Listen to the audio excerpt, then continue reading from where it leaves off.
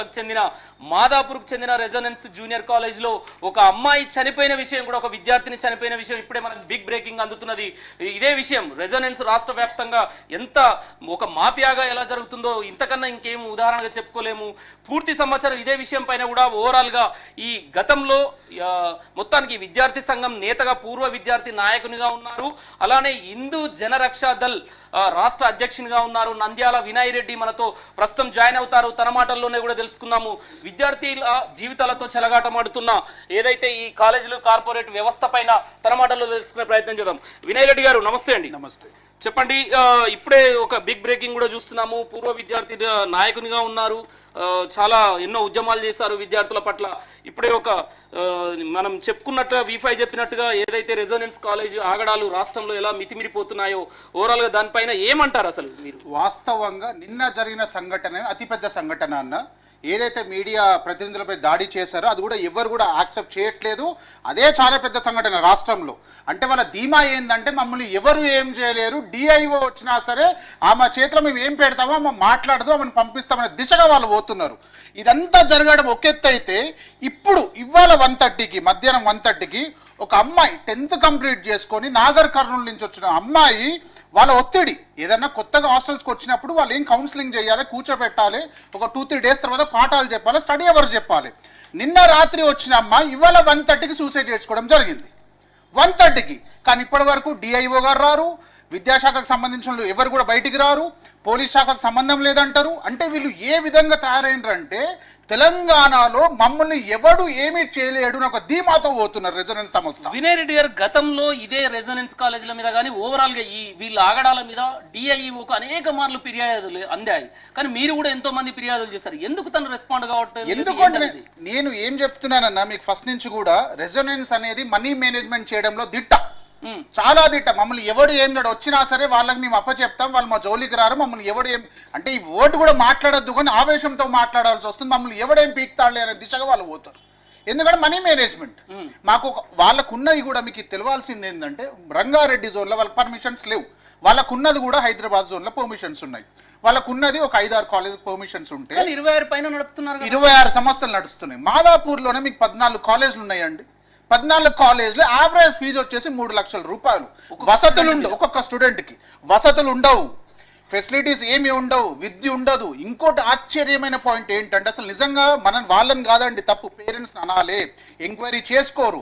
వీడు ఎంతసేపు social marketing లో దిట్ట ఈ పూర్ణ అనేవాడు. వినయ్ రెడ్డి గారు ప్రధానంగా ఇంకో విషయం మీతో అడగాల్సిన ఉన్నది అంటే అసలు ఈ రెజొనెన్స్ కాలేజ్ వచ్చేసి రాజస్థాన్ కోటకు చెందింది, ఇక్కడిది కాదంటున్నారు.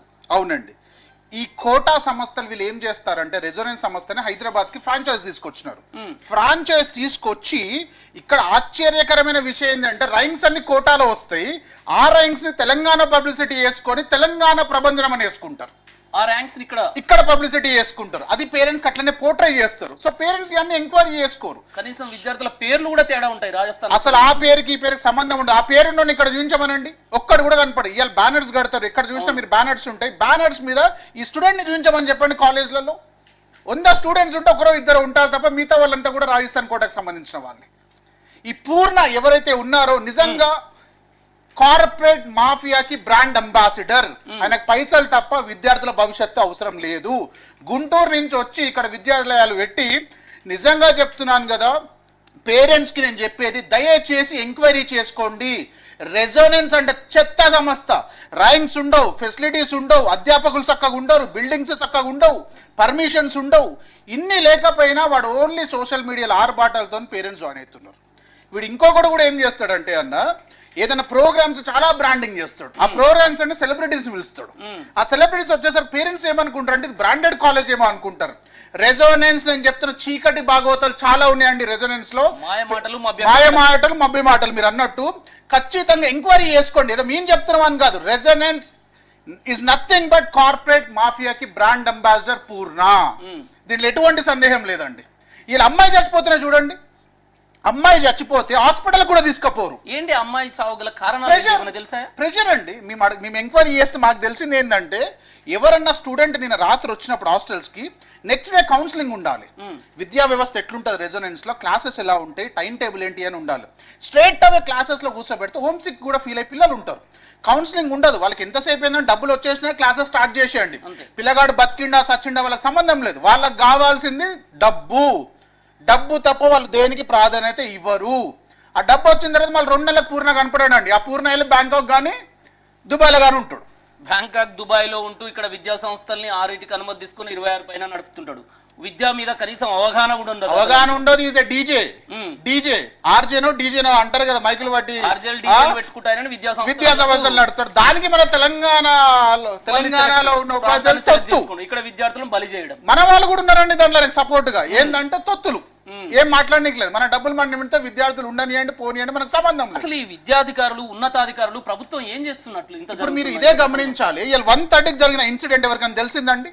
ఇప్పటి వరకు విద్యాశాఖ వెళ్ళిందా అక్కడికి? ఎవరు మనీ మేనేజ్మెంట్. నేను అన్నాను కదా, మనీ మేనేజ్మెంట్. వాళ్ళు ఎవరు రానవసరం లేదు. వాళ్ళకి సంబంధించిన పర్సన్స్ ఉంటారు, ఒక 3-4 వాళ్ళు ఆల్రెడీ వ్యవస్థలను మేనేజ్ చేసేస్తారు.